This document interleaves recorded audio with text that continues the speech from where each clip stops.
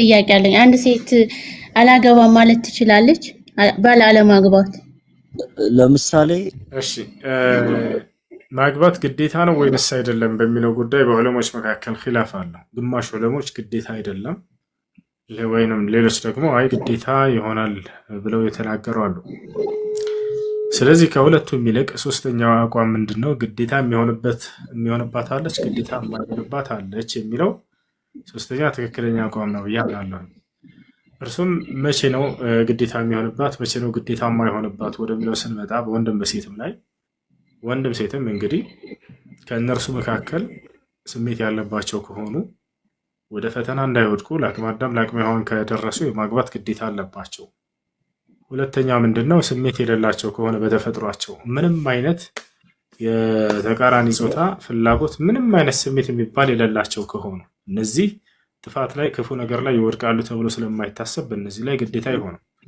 በተፈጥሮ ምንም ስሜት የማይኖረው ሰንጋው ነው ይፈጠራል አይደል? ምሳሌ እኔ ማግባት አልፈልግም፣ በቃ አላህን መገዛት ነው የምፈልገው። አንዴ አግብቻለሁ ፈትቻለሁ፣ አሁን አልፈልግም ከዚህ በኋላ ምን ትለኛለህ? እንደሱ አይባልም። እንደሱ ብለው መተው የሆነ ወጣቶች ነብያችን ሰለላሁ ዐለይሂ ወሰለም ሊጠይቁ መጡ። ተመልከች፣ አሁን ያልሽውን ቀጥታ ብለዋል። ምን እንደተመለሰላቸው አዳምጪ።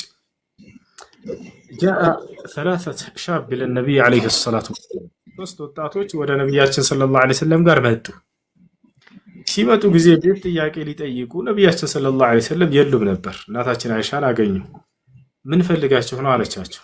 የአላህ መልእክተኛን ጥያቄ ለመጠየቅ ነበር አሉ። ከዚያ በኋላ እርሳቸው የሉም፣ ጥያቄያችሁን አድርስላችሁ ዘንድ ግን ጠይቁ አለቻቸው። ከዚያ በኋላ ጠየቁ። አንደኛው ምን አለ? እኔ ከዚህ በኋላ ሚስት የሚባል ላላገባል አንደኛው፣ ነገር ግን አላህን እድሜን ልኬ እገዛለሁኝ አለ።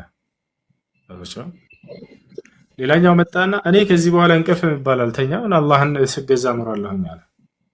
ሌላኛውም ልክ እንዲሁ ተናገረ። ነቢያችን ሰለላሁ ዐለይሂ ወሰለም ደረሳቸው የጥያቄ ሶስታቸውንም ተቃወሟቸው።